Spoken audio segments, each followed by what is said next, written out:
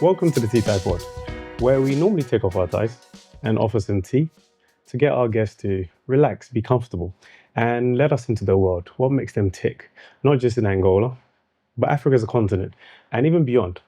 I'm KD, and unfortunately today I'm not with any of my co-hosts, but I'm here with an amazing woman that we've heard about. I know many people have heard about her, so I'm gonna try and introduce her a little bit. But as you know, on Tea Time Pod, we get our guests to really introduce themselves. So welcome, Pastor Ayodeji. Thank you for having me. Thank you so much. Would you like to introduce yourself a little bit? Okay, so I am Ayodeji Megokwe from Lagos, Nigeria. Okay. Originally from Lagos or from another state? Or okay, you got me there. Okay.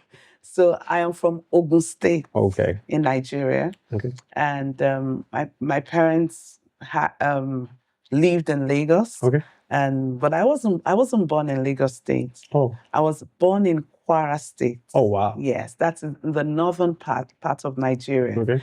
My father worked as a civil servant for years, and then he was transferred to Lagos. He was a civil engineer. Oh. And he was transferred to Lagos when I was about 5. And so we all grew up in Lagos from there. I'm the second of 5 children. Okay. The second girl. Oh. So we have 3 girls and 2 boys.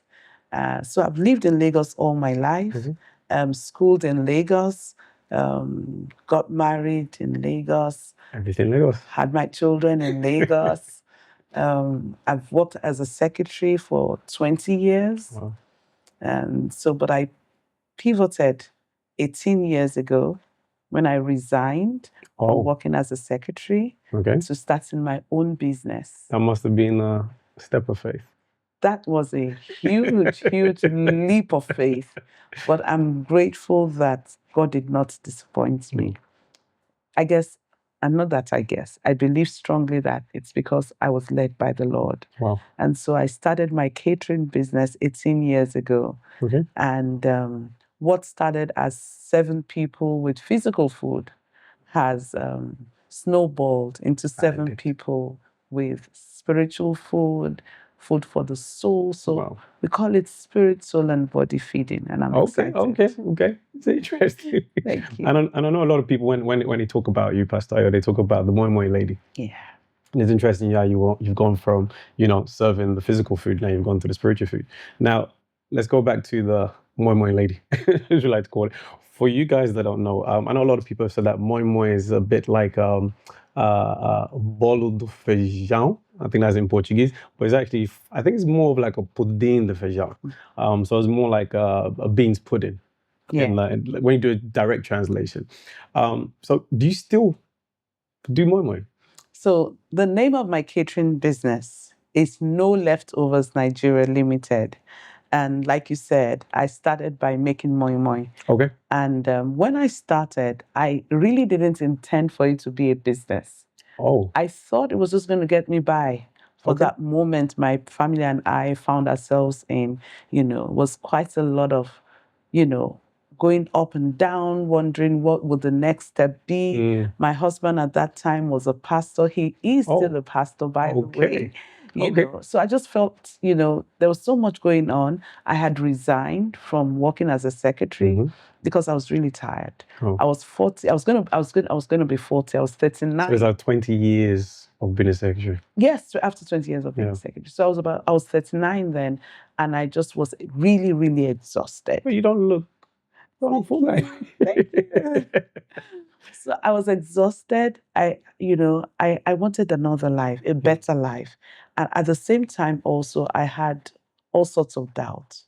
I had reasons to want to regret not taking advantage of wonderful opportunities that had passed me by. Anyway, so I resigned after having prayed and, believing that God had something better for me. So there was nothing physical to fall back on. But, I stepped out. And all that I wanted to do when I stepped out was not coming together. I wanted to open a daycare center, and that was just not working.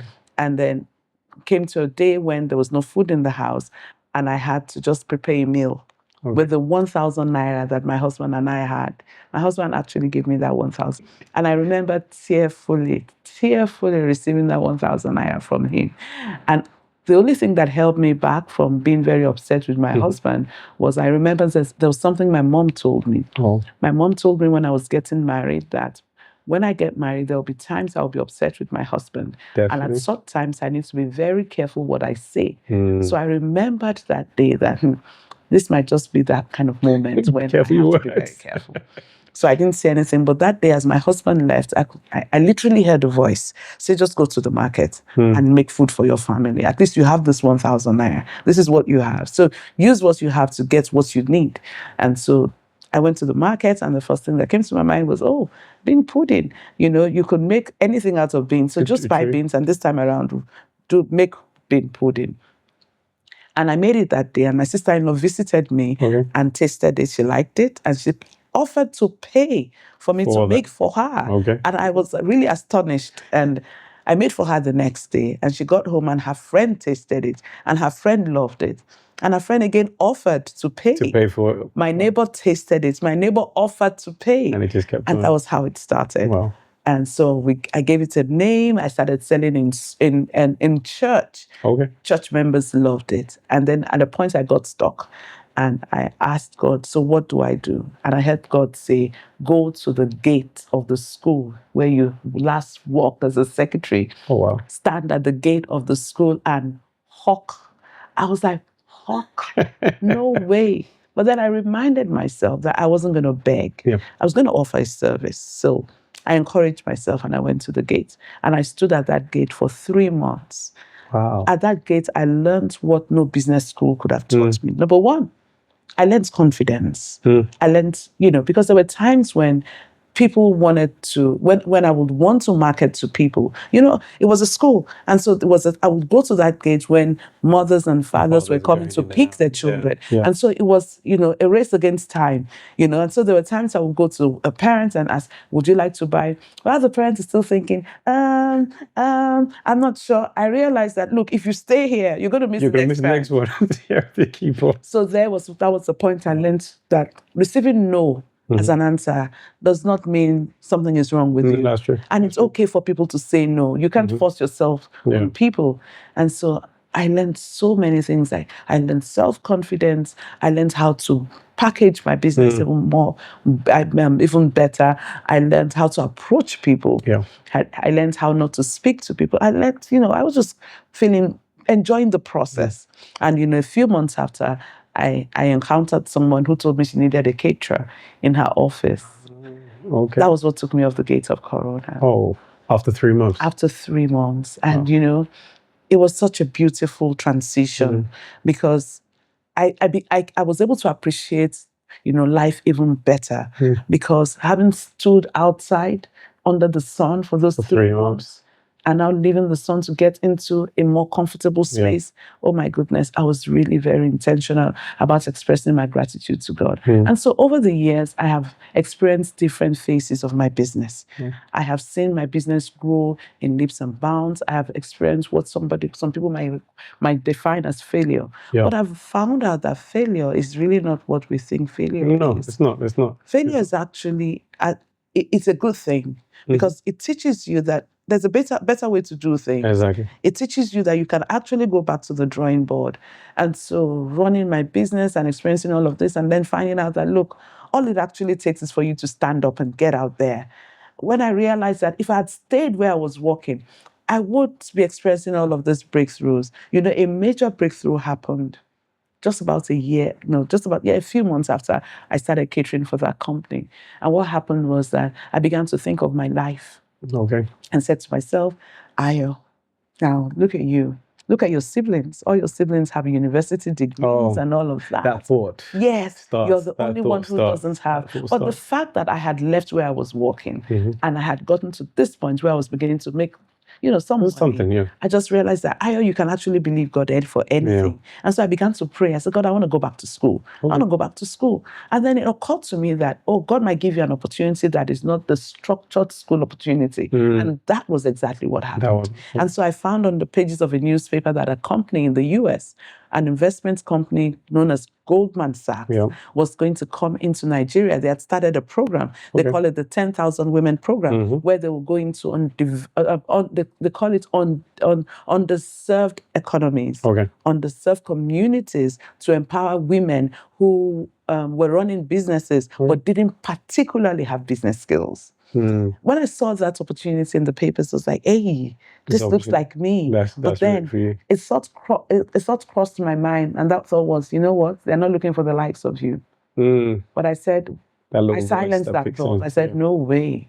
I'm just going to try. After all, if anything, they'll just say no, and then life Exactly. continues. Exactly. But to the glory of Exactly. God, I applied for the program. I got on the program, finished the program after 6 months, and the Americans came to Nigeria. And it was like God just put a spotlight on me. And that was it. They looked at me, they asked to hear my story. Mhm. I told them my story, and they were like, what? You started 1,000 naira in your kitchen?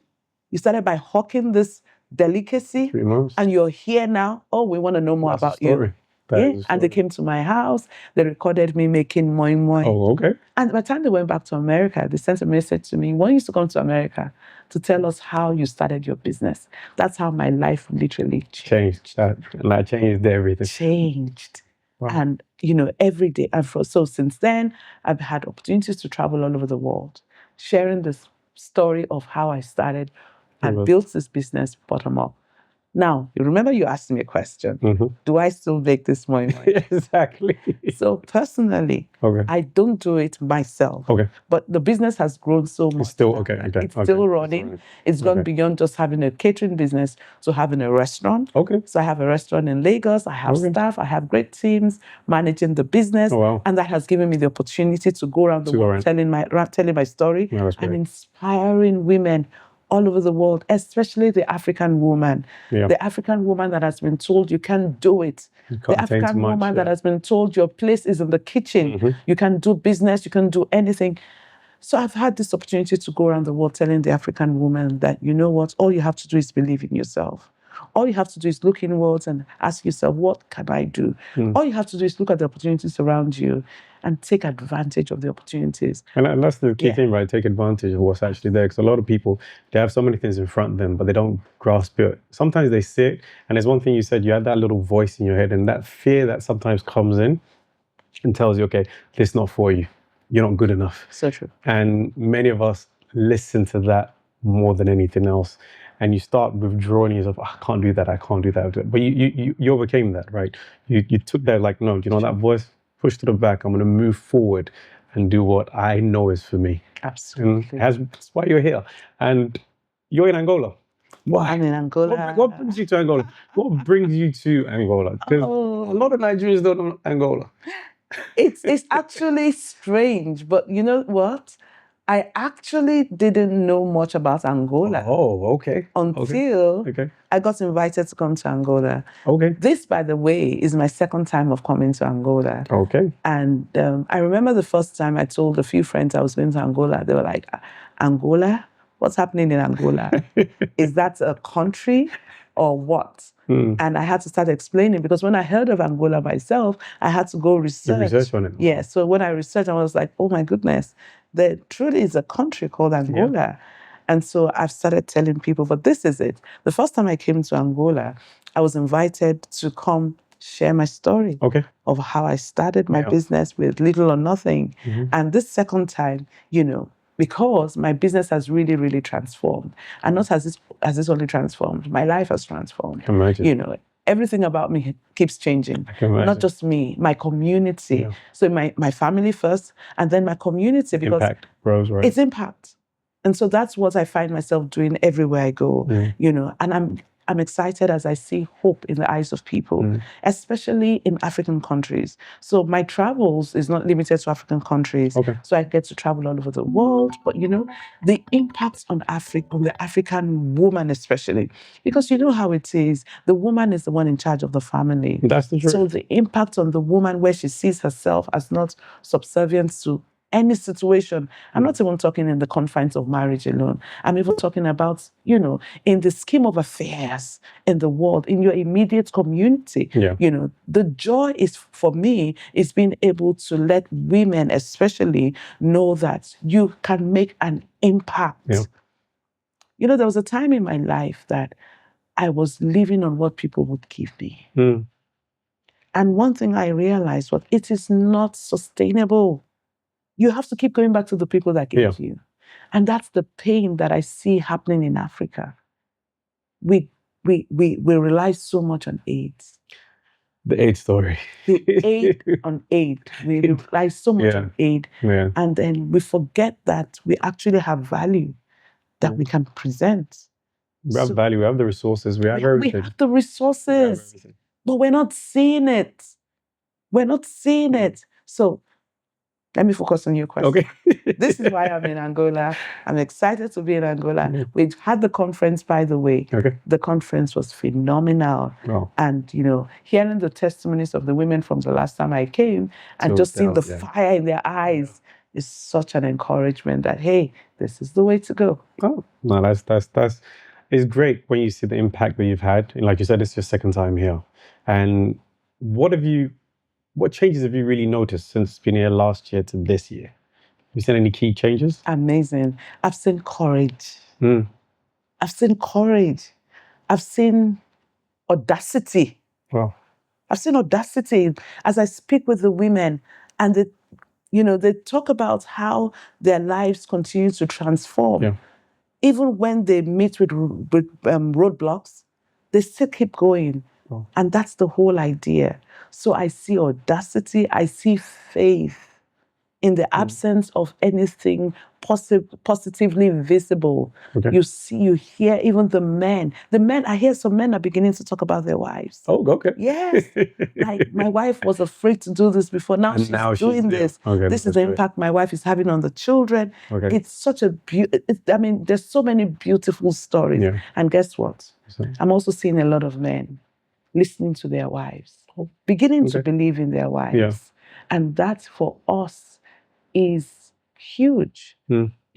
I've been married for 33 years, and I've had the phenomenal support of my husband. That's key. My husband has been such a great source of encouragement.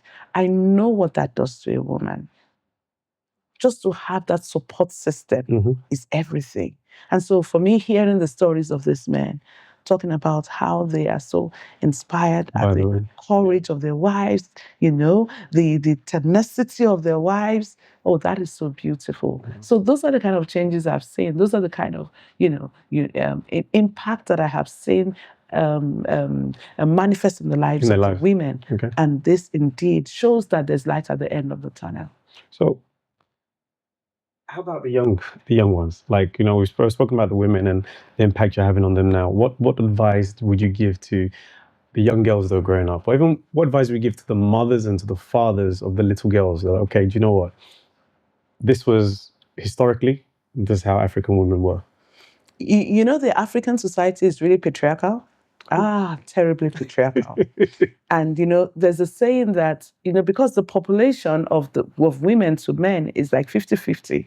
And so even... in Angola, it's actually, if I'm correct, I think it's like 4-1. Oh, wow. Yeah, here's 4-1 because of the war. Yeah. So it's actually, it's not 50 here, it's like 4-1. So even if it was not that much, the truth is that if you ignore any aspects of your population, if you ignore a large chunk or a little chunk of your population, the truth is that you will not get the expected yield from the whole population. That's right. And the woman is so vitally important to the growth of the family and the society at large. We are we're the hands that rock the cradle. We're the hands that rock the cradle. Even the men pass through our hands. That is true. Yes. And so that is why even when we see dysfunctionality in the lives of men, we end up blaming ourselves. I remember growing up. I have two brothers. Okay. Growing up, my mom will make us girls do all the domestic work. And then she gives the boys, little or no responsibilities.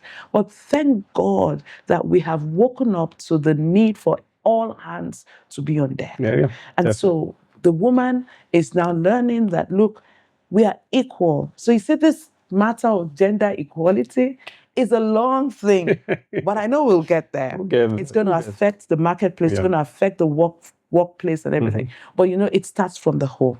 And so I'm happy that the woman is understanding that it starts with her. How do you raise your children? How do you raise your children? So even where your husband is still patriarchal in his mindset, there is the wisdom that a woman carries. There is the grace that a woman carries that will help her put things in order. So there is no way you have such a woman in the home that things will not turn around. So when you have a woman in the home who has this mindset, because that's what we're talking about, there has to be a shift in mindset. So there's no way you have a woman who has that mindset in the home that will not affect her children and in some way affect her husband. Because number one, the woman will be resourceful. And when she's resourceful, there's something we talk about, say in Nigeria, we talk about she money. She money. She money is when the woman has her own money. Okay. And then we laugh, we say, you know what? The she money belongs to me. My husband's money belongs to us. But we laugh over it. But the truth is that there's nothing like a woman who is empowered. An empowered woman will raise empowered children. That's true. So it's a ripple effect. And that's why, yes, it might look like we haven't gotten where we want to be, but certainly the process is on, and we rejoice over the process. No, that's great. That's great to hear that, you know, there's hope for tomorrow. Absolutely. Right, there's hope for tomorrow, especially as a lot of people look at Africa as, okay, Africa is a young continent, not a young nation. Let's not make that mistake. Africa is a young continent. We have growth for decades, centuries to come. Right, and there's opportunity here. And I know this is something we're talking off air before about opportunity, the opportunities that exist in Africa. Are there any key things that you can pick out for people that may be watching to say, okay, do you know what? There is opportunity, you know, come. Like, this is the... You know, sadly, the people that really, really recognize the opportunities we have in Africa are the few people who are knowledgeable about Africa that come from outside. They come from the Western world. You know, it's time for Africa to be united. You know, it's strange that you're coming from Nigeria into an African country and you can't get some flights straight into those African countries. It's really sad that sometimes you have to fly over 24 hours to get into an African country. So it's time, and then we say we have organizations like ECOWAS, we have organizations like the African Union. Our leaders need to sit down and look at all that has to do with our trade system, with our connectivity, with how we share resources, how we take advantage of the resources we all have. You know, you see organizations, you see expatriates coming in from the West. They take advantage of our resources. We don't even see those resources. We are willing to sell our resources at peanuts. For peanuts. And then they take it out.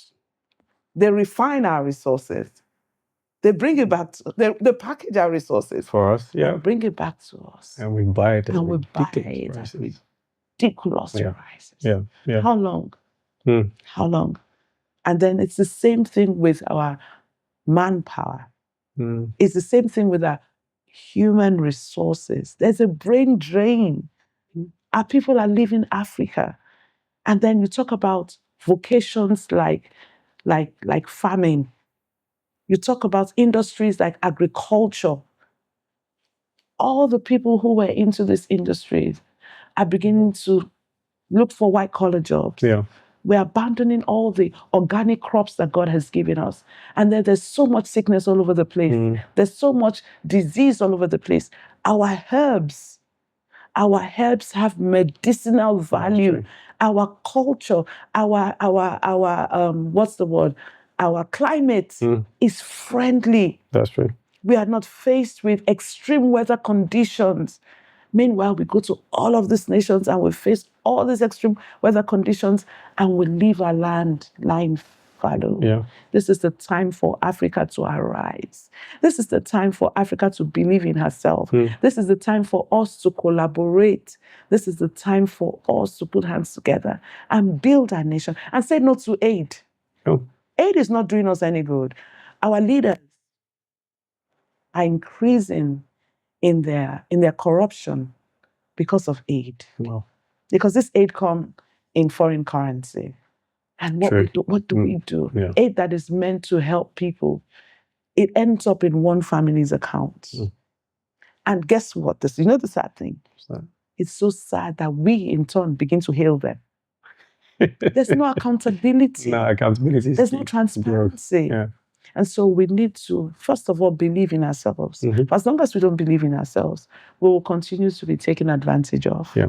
We'll continue to be like one-eyed people in the midst of so many. That's true. So we need to believe in ourselves. We need to collaborate. Our leaders need to be kind. And we cannot continue to insist on having power for years. No, power is not the exclusive rights of one person. Our leaders should stop wanting to sit in power for decades. And then by the time they are leaving, they're passing it to their seed. Yeah. So it says everybody needs to get involved. Yeah. The elite, the uneducated, the young, the old, the woman, every one of us, all hands must be on deck for us to grow Africa. For change to take place, right? For growth to really take place. Absolutely. Okay. Thank you very much. Well, before we close, I would like to offer you for tea, but I'm sure you've already said no to my tea. Next time I come, water, no I'll problem. take some coffee. We'll definitely have coffee for you. Thank you. Just before we go, I just want you just to give us one word to the camera, or 2 words to the camera, to people that are watching. Anything you'd like to leave behind? Africa is beautiful. I've come to Angola and the people are beautiful. The people are warm, they are kind, and guess what? They're very authentic. This is the culture in Africa. You know what I love about Africa most? Is our community lifestyle. We look out for one another. We have uncles, we have aunties, we have neighbors that are friendly. So let's come together. Let's not forget the culture. Let's not abandon what our forefathers have handed over to us. Looking after ourselves, looking out for ourselves. We don't raise a child. One person doesn't raise a child. True. A community raises a child. So Africa, there's so much value in us. Don't throw it away. Don't throw it away. God bless you. Thank you so much for that. We really appreciate the time you've taken to be here with us. Thank you for having me. Thank you so much. And well done. Thank you. Thank you. And to our audience out there, we've been blessed. We had Pastor Ayo come in today just to give us a few nuggets on what we can do to change. And I'm sure this is the first of many. You never know, the next time we could be probably recording in Nigeria, Lagos. You never know what tomorrow holds. So keep on subscribing. We will definitely put her handles on this when it's released. So please follow, because she has a lot of things to pass on to you for your own growth as well. So till next time, I am your host, Katie. Thank you. Thank you very much.